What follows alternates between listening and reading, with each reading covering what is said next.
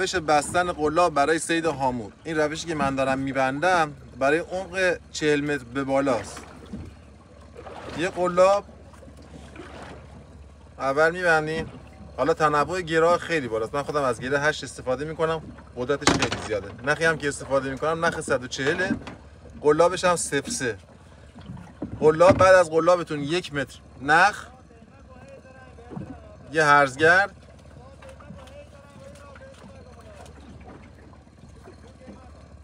بعد نخ اصلیتون،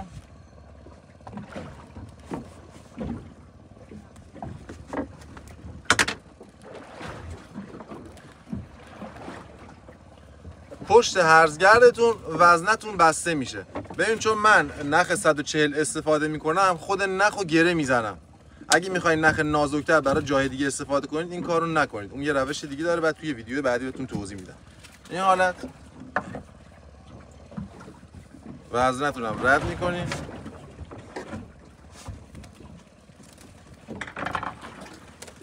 در نهایت میشه این.